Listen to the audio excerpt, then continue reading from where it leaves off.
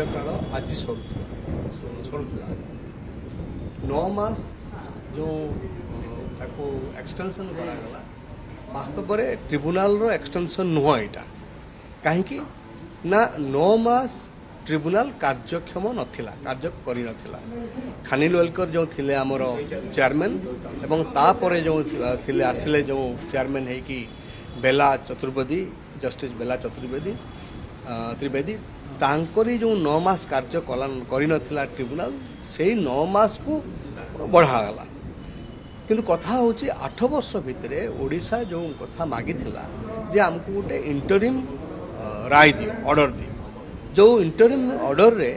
ଆମକୁ ଅଣମୌସୁମୀ ସମୟରେ ଆମକୁ ଯେତିକି ପାଣିର ଆବଶ୍ୟକତା ଅଛି ଓଡ଼ିଶାର ଏବଂ ମହାନଦୀ ବଞ୍ଚି ରହିବାର ସେ ପାଣି ଆମକୁ ଉପଲବ୍ଧ ହେଉ ଛତିଶଗଡ଼କୁ ବାରଣ କର ଯେ ପାଣି ସବୁ ଅଟକାଇ ପାରିବୁ ନାହିଁ କିନ୍ତୁ ସେଇ 8 ବର୍ଷ ଭିତରେ ସେଇ ଅର୍ଡ଼ରଟା ଆମକୁ ମିଳିଲା ନାହିଁ ଏବେ ସରକାର କହୁଛନ୍ତି 8 ମାସ ଭିତରେ ଏ 9 ମାସ ଭିତରେ ସବୁ ସମାଧାନ ହେଇଯିବ ଆମ ସହିତ ସନ୍ଦେହ ଅଛି 1 2ରେ ଯେଉଁ ସରକାର କହୁଛନ୍ତି ଯେ ଆପୋଷ ଆଲୋଚନା ମାଧ୍ୟମରେ ସମାଧାନ କରିବେ ବୋଲି ଆମେ ତାର କୌଣସି ଅଗ୍ରଗତି ଦେଖିପାରୁନାହୁଁ ଗୋଟେ କମିଟି କଲେ ସେ କମିଟି 2 ଥର ବସିଲା ଥରେ ଚା ପାଣିରେ ସରିଲା ଆଉ ଥରେ ଗୁଲିଗପ କରିକି ସାରିଲେ ଏବଂ କହିଲେ କ'ଣ ଆମେ ଯିବୁ ଛତିଶଗଡ଼କୁ ଦେଖିବା ପାଇଁ ଗ୍ରାଉଣ୍ଡ ରିଅଲିଟିରେ କ'ଣ ଅଛି ସେଠି ଦେଖିଲୁ ଆମେ ସେଠି କ'ଣ ଯେ ସେମାନେ ଯାଇପାରିଲେ ନାହିଁ ଗଲେ ନାହିଁ ଏବଂ କହିଲେ ଅଲ୍ ପାର୍ଟି ମିଟିଂ ଗୋଟେ ହେବ ଅଲ୍ ପାର୍ଟି ମିଟିଂ ମଧ୍ୟ ହେଇପାରିଲା ନାହିଁ ସେଇ ଦୃଷ୍ଟିରୁ ଯେଉଁ আপোষ ଆଲୋଚନା ସେ ମଧ୍ୟ ତାର ସ୍କୋପ୍ ମଧ୍ୟ ବର୍ତ୍ତମାନ ଦେଖୁଛୁ ଆମେ ଆସ୍ତେ ଆସ୍ତେ ସଙ୍କୁଚିତ ହେବାକୁ ଯାଉଛି ଏବଂ ଅଗ୍ରଗତି ହୋଇପାରୁନାହିଁ ସେଇଥିପାଇଁ ଆଜି ସିଭିଲ୍ ସୋସାଇଟି ମହାନଦୀ ବଚାଓ ଆନ୍ଦୋଳନ 3 ଜଣ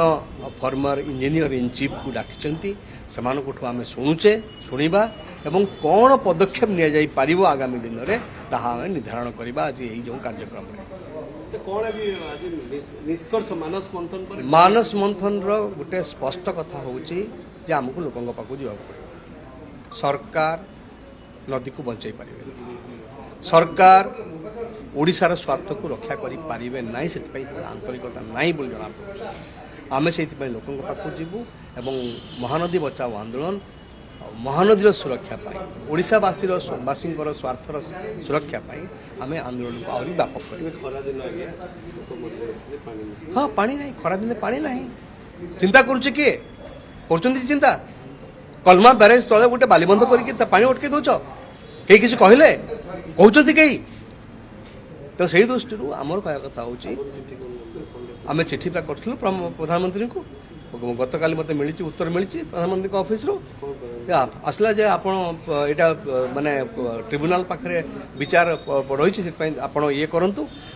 ଷ୍ଟେଟ୍ ଗଭର୍ଣ୍ଣମେଣ୍ଟକୁ କହନ୍ତୁ ଏତିକି ବାସ୍